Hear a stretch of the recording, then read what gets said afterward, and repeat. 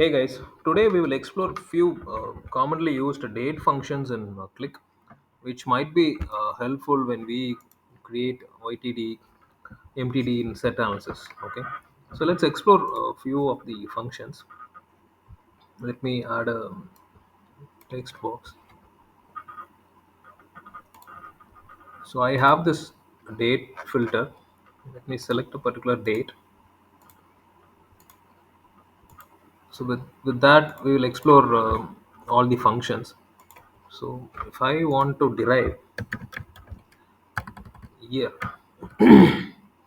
or let me display the actual date first.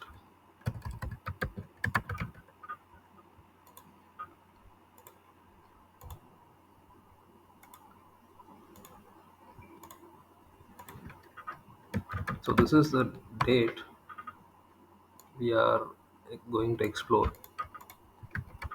So I can derive year out of it by simply using year function.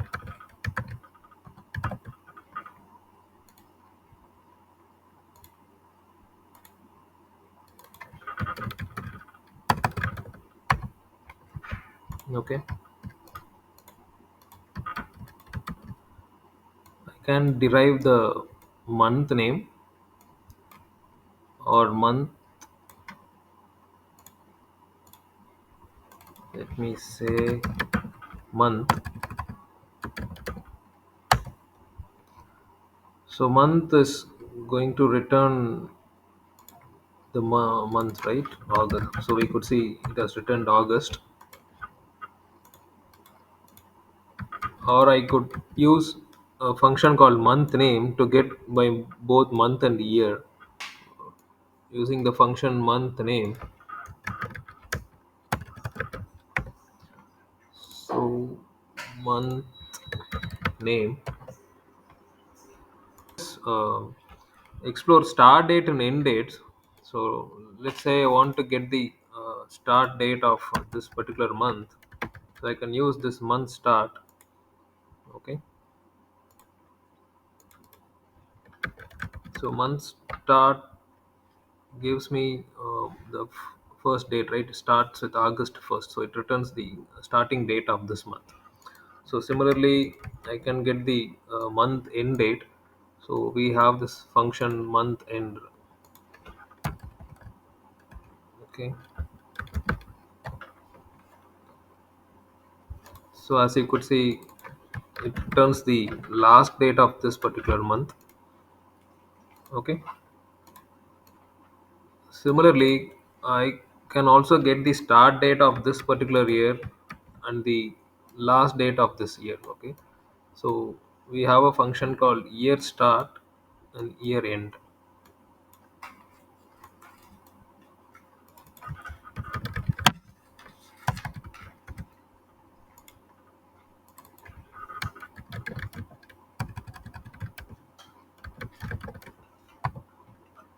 Okay, so year start returns the first date of this year, right? 1st Jan 2024.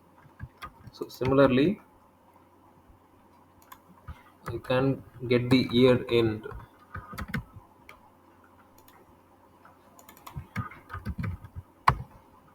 Okay, so again, this is for the current year. So so we saw how to get the month start end, year start end, right? So everything is for the current year. So finally, we'll look into the quarter as well. Let me do quarter, or I'll do it over here.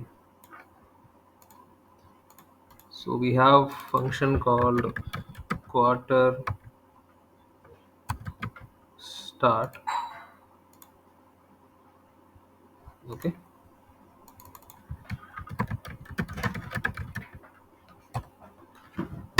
so since we are in the August month, so this falls under third quarter, right?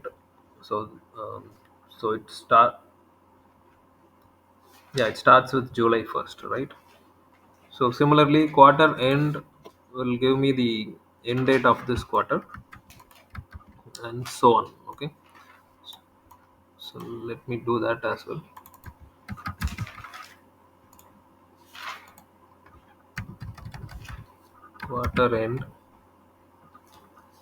Quarter end gives me the last date of September. Okay, so third quarter is from July, August, and September, right? So now, so far, whatever we saw is for the current year. So let's see how to get similar dates for the other years or other months. Okay, for example, we saw month start, right? Or so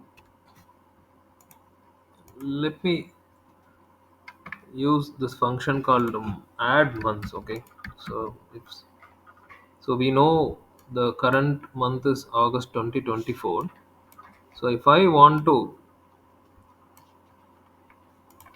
go add or go back months, right? So I can use this function. So we have this function called add months. Okay, so when I say add months comma 1, it's going to add one more month to it. So the current date is 4th August. So now the date which I get is 4th September, right? Just 1 month. Or if I make it as -1, it is going to go back on to July, right? So what we say is 4th July. So using add months, I can either go back to the previous month or we can go to the next month, right? So once we um say suppose we have went to the uh, previous month July, right? So what if I want to know the starting date of that previous month, right? So we can use this month start.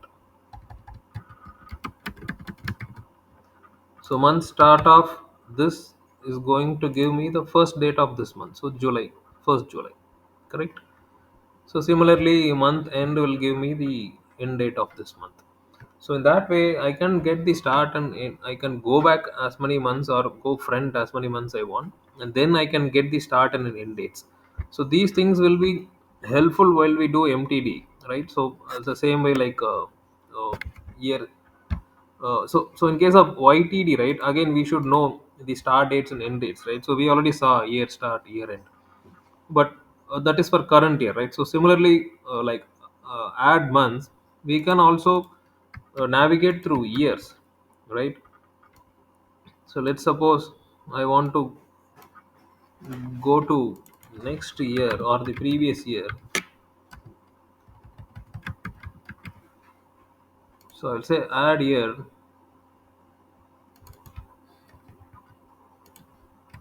Okay, add year this date comma -1. So that is going to reduce 1 year. So from the current date, so the current date is 4th August 24. What I am getting is 4th August 23. So it has gone back 1 year, right?